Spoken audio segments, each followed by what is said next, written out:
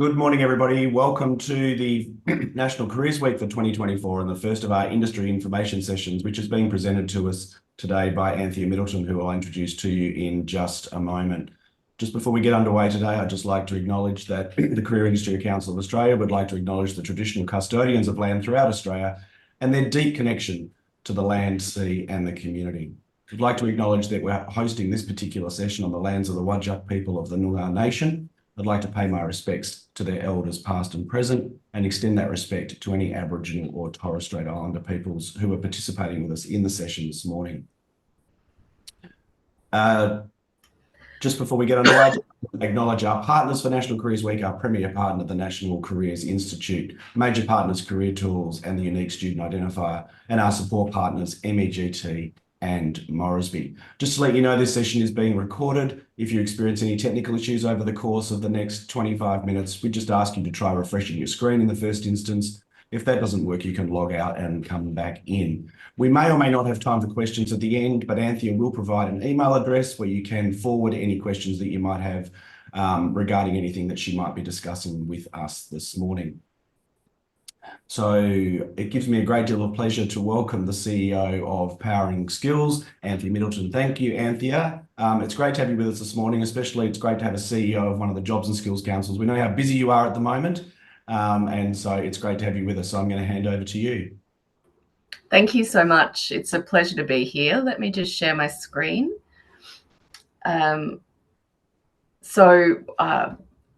Thank you for that lovely introduction. I'm the CEO of Powering Skills organisation. We're one of the Jobs and Skills Councils, one of 10, and I'll talk about that in a bit. But before I kick on, I would like to also pay my respects to our First Nations peoples. I'm on Turrbal, Yugara and Jagera land today in very sunny Brisbane. So as I started to say, we are one of 10 Jobs and Skills Councils in Australia. We were established on the 1st of July last year, so we're still in startup phase in many respects. We were established by the Department of Employment and Workplace Relations under the auspice of the Skills Minister, the Honourable Brendan O'Connor.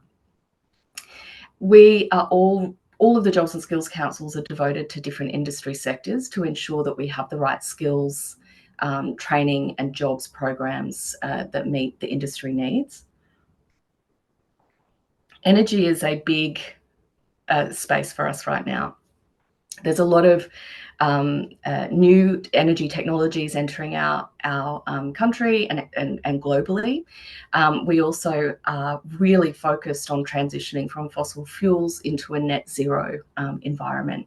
And so with that, there comes a lot of responsibility in terms of how do we make sure that we have a workforce that is able to transition into those roles and respond to that transition to net zero safely, productively, efficiently. One of the very positive things about this program is that the Jobs and Skills Councils are very connected. So there's an obvious connection with energy, construction, manufacturing, mining, automotive. And so we work closely together to make sure that we're looking at the whole sectoral picture, not just focused on very specific parts. We have all of the Jobs and Skills Councils have 4 key areas of focus. The first is workforce planning. So what is that long-term strategic view to understand what do we need to respond to now and what do we need to respond to next? The last year we produced a initial scan to get a sense of what our starting position is as an organisation. So we, that we've got this great team of experts who have their own skills, expertise, experience, but we needed a starting point to understand as an organisation, where do we need to focus on first? That summary scan is available on our website. I've got details at the end on how you can connect with us. But we are in the process of completing a fuller workforce plan, testing out some of the information that we found, and I'll talk a bit about that today. That workforce plan will be released in June. The second pillar is industry stewardship. So we have a number of stakeholders that are really important to us. Government departments like Department of Education, Employment, Training, across states and territories as well as federally. Regulators, so not just the training regulators, but every state and territory has an electrical regulator that is that responds to any of the as our training relates directly to licensed occupations like electricians. Also, employers, the unions are really important to us. The worker and the apprentice, obviously at the core, as well as the training system and the training sector. With that knowledge, when we look at what is the workforce plan telling us, what are our industry stakeholders telling us, from that front line, on the field, that's when we can say, okay, well, these training packages or training products need work to make sure that we can respond and the system can respond to producing workers with the right skills at the right time. And then the final pillar is, what do we do with all of that information in terms of the implementation, promotion, and monitoring of the work that we do? So that gives you a little bit of information about us. We are responsible for 4 key training packages that relate directly to jobs and occupations that sit in the energy sector.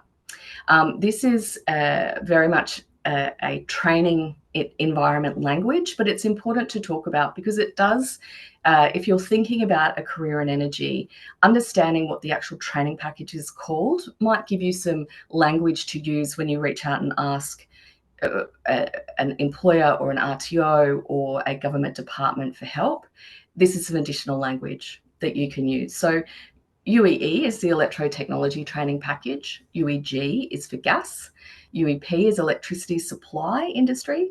And then UET is transmission, distribution, and rail signalling. So within those 4 training packages, there's a range of jobs that are the outcome.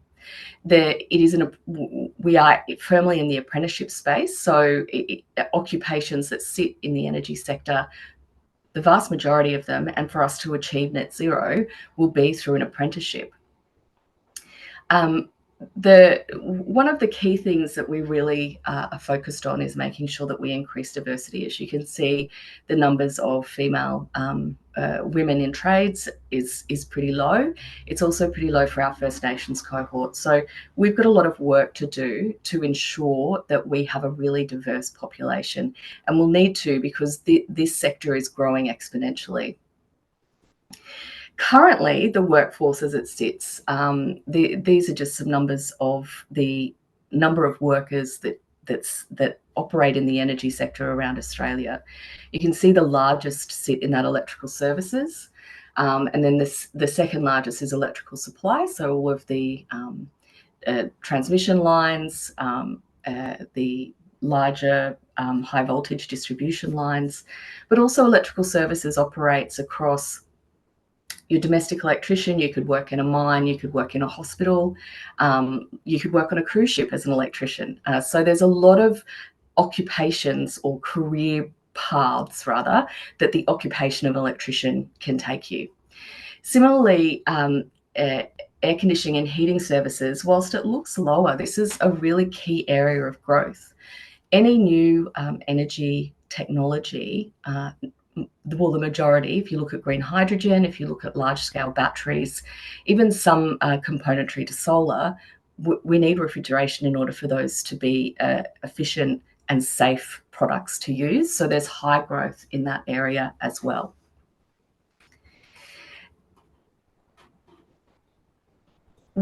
Just some challenges that the energy sector is facing and that we're exploring to understand how we can support a response. We looked at in the scan that we did initially last year, and also expanding on that work in our workforce plan. We've identified 5 key areas that we think are really important for us to focus on in terms of what the challenges are. The first being, how do we, and as I mentioned, how do we encourage a diverse population to enter a trade? We know that the Cert 2 to do a career start or a school-based apprenticeship or a Cert 2 at school, we just don't have the visibility in the energy trades, which is unfortunate, given that there's such great job outcomes from that kind of pathway. We understand why it's expensive. It's a big investment for a school to start that program, but it is definitely something that we're looking at improving so that we have an opportunity to promote how amazing these careers are within the school system. The second, we've got this great vocational education training sector, both public and private, through public through the TAFEs, and then we've got private RTOs who in the energy space do a really great job in niche education for electricians and for aircon and frigid mechanics, gas, electricity supply. But we know that the system is at capacity. So we understand that becoming a trainer, it's a highly skilled role. You're already a licensed electrician or a licensed trades worker. Then going on to do further education, we know that there's a difficulty in the number of vet trainers that we have, but also the infrastructure. So we've got a lot of new technology that needs to be available to be trained on. So we've got some work to do to make sure that the actual training sector can respond to the growth that we're about to see. And I will talk about where the jobs are in just a moment.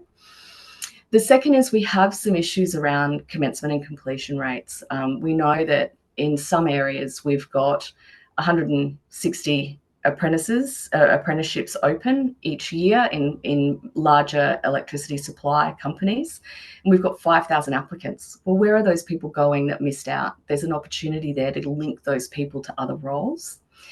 We also have low completion rates, and trying to understand what we can do to increase the number of people that complete, so we're increasing the number of skilled trade workers entering the workforce.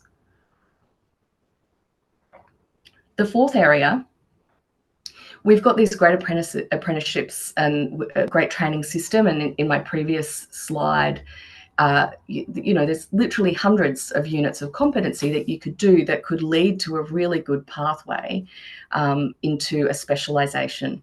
But really in a trade, for example, an electrical trade, there's really only one or two elective pathways that are taught across Australia. We believe at Powering Skills Organisation that's a really missed opportunity, given the amazing career opportunities you have once you have your trade licence. We'd like to unlock some of those pathways because there's no agency for the individual, maybe a little bit more for the employer, but really it's the training sector that's determining the type of worker that comes out of that system and out of the apprenticeship. And then finally, what are the renewable pathways? So these are specifically focused on the new technology that's coming through, and where does that sit in the Cert 2, in the Certificate 2 early career, in an apprenticeship elective pathway, as I just spoke about, or for existing workers, what is the post-trade qualifications that we can develop that enable a worker to transition from one sector to another, from fossil fuels into net zero. So they're the challenges that we've been exploring and that we face. In terms of the job opportunities, so Jobs and Skills Australia, a fantastic organisation, great website and great research, easily found from a Google search, Jobs and Skills Australia. Last year, they produced the Clean Energy Generation Report. And so what they looked at was all of the jobs across all of the sectors, so not just energy specific, but if we were to look at what does green manufacturing, green mining, automotive, etc., what are all of the parts that need to contribute to achieving net zero by 2030 in the first tranche and 2050 in the second, it was identified that, thank you for popping that in there, that's great. It was identified that in that, through a central scenario, they had 3 scenarios looking at very different economic and social factors, political factors. The central scenario has identified that we need around 32,000 additional electricians by 2030. Now, it's a 4-year apprenticeship program, so that means we actually need energy trade workers to commence over the next 4 years in order to meet those 2030 targets. That's some pretty big numbers. So at any given time in the system, there's around 35,000 electrical trades, and that's across all of the trades. I'll talk about that next. There's about 35,000 in the system, somewhere either in their first year through to their final 4th year. So that's a doubling of the number of people that need to enter the system. So when I think about that, that's additional jobs, it's additional people, it is additional places in a system that is already at capacity. So there's a lot of work that we have in front of us to make sure we can meet those needs.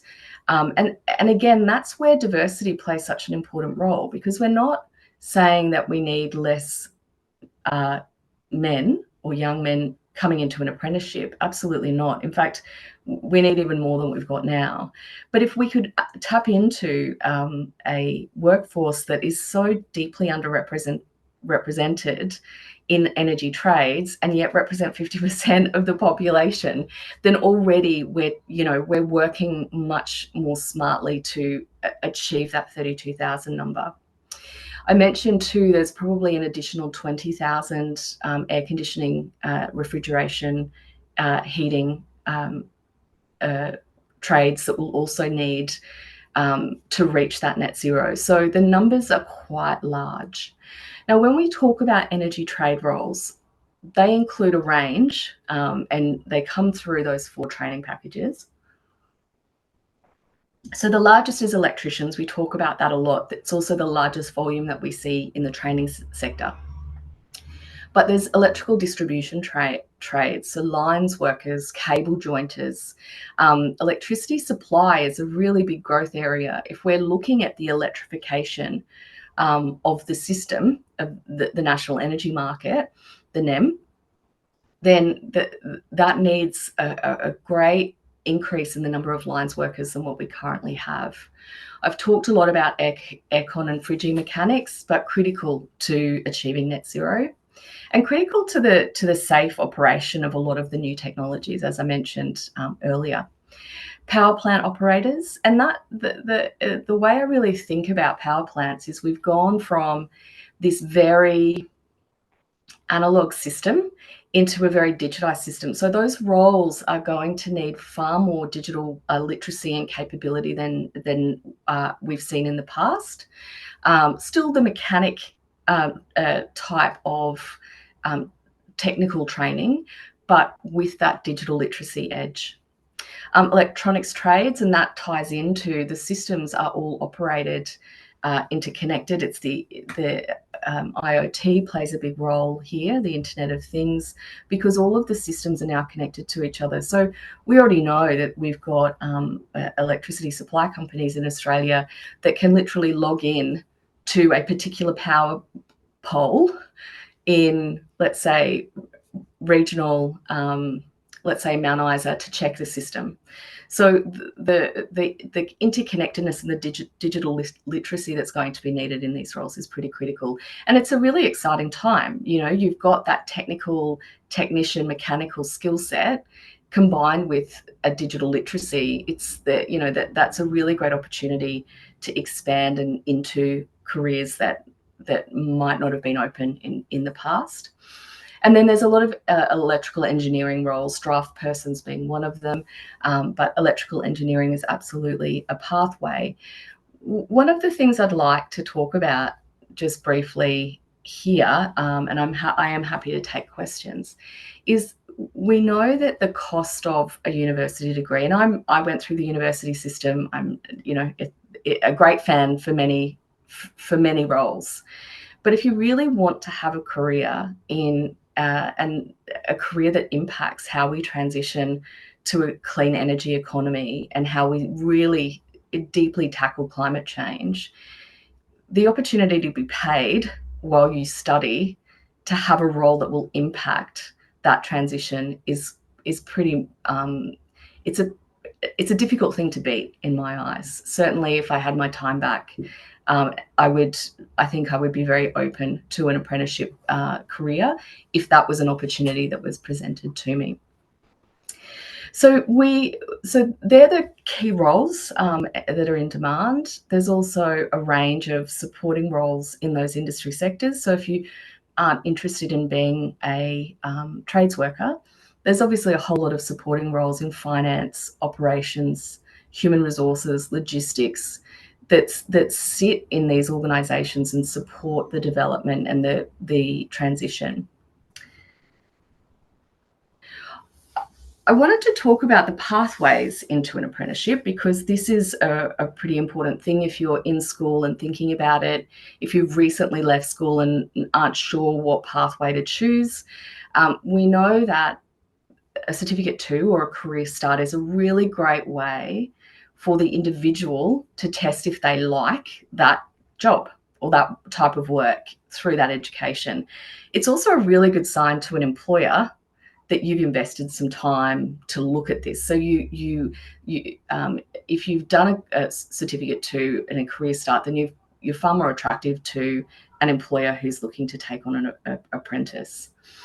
We know that, so these talk about how Certificate 2s are viewed by the individual. So a lot of, so 2% or 840 apprentices report that Certificate 2 as their highest level of attainment. Now, why that's important is there were 13,000 enrolments. So a Cert 2 in that same year, in 2022. Now, a Certificate 2, particularly in energy trades, and look, they're not all created equal. I can't talk to the whole system, but that is actually viewed higher than a high school certificate. And yet 75% of those that were surveyed found that reported that their highest level of education attainment was year 12. Now, that's such a, this is something that we want to break the attitude of a Certificate 2, because we've found, especially if you're a mature age worker, it's a really good opportunity for you to double check that this is what you want, but also it does show to that employer who wants to take on an apprentice, they might look at you in a way that they wouldn't taking someone straight out of school. So we know that that pathway is really important and a really great opportunity for you if you're thinking about a career to test the water and see if you enjoy it. So I think I've just had the 5-minute call. That was my last slide. So I'm happy to field any questions. Also, if you do have any questions that you want to ask after, info@poweringskills.com.au. Our website's easily found through a Google search as well, poweringskills.com.au. Thank you for the time today. I really appreciate the opportunity to talk about something I'm really passionate about, which is careers in energy. Thank you so much, Anthea. I'm just going to put your website in the chat for everybody. So so you can grab both Powering Skills and Jobs and Skills websites out of the chat. Anthea referenced both.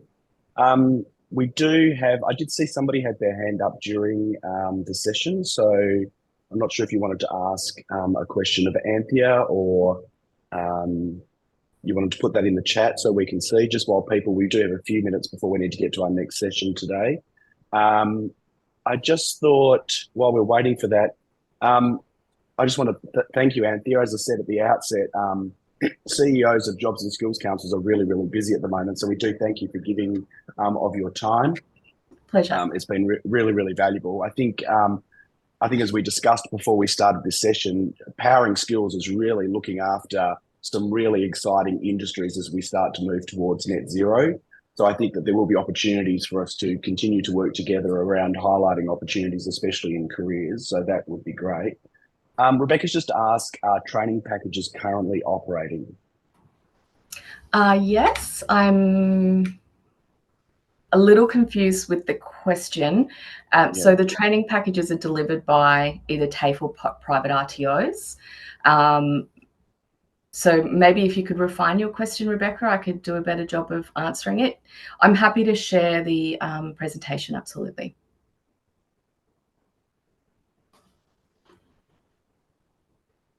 So yeah, so Anthea will provide her slides, and yes, a recording of today's presentation will be on the National Careers website in a couple of weeks.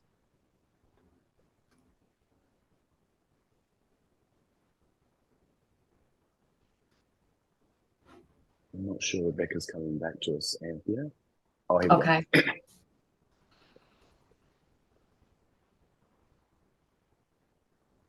On mature age workers through TAFE, absolutely. And you'll find a number of, and I'm sorry I don't have the list in front of me, but there is actually, for TAFE in particular, a number of these are fee-free. So very accessible at any age. We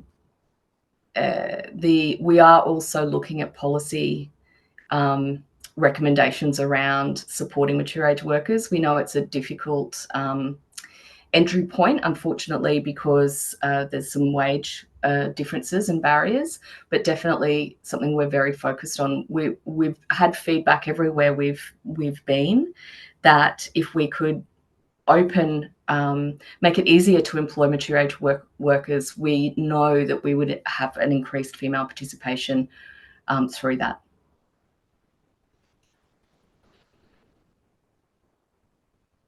Trina, that's a really great question around the perception of Certificate 2s. It's actually something we're working on right now. It was our first activity project to really understand, and we're in that program now. So if you're interested in participating or you've got feedback, please do email info@poweringskills.com.au. There's also a form you can fill in through our website.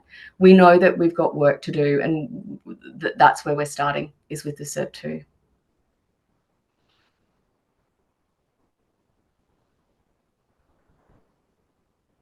Anthea, you go. I was going to respond to Jenny just really quickly that we absolutely understand the barrier for women in particular in these spaces in terms of the inflexibility of the work environment. And it's we're in early discussions, but something I'm working on with some of my fellow JSC CEO colleagues, because we know it's beyond it's the impact in mining, manufacturing, construction. So we're looking at how do we work together to start to shift some of those practices and mindsets. So Anthea, we're just running close to time. So I might just let attendees know that if you do have any other questions that we haven't had a chance to get to, please feel free to use the email address which Anthea provided to us. And one of the team from Powering Skills will get back to you and be able to try to assist.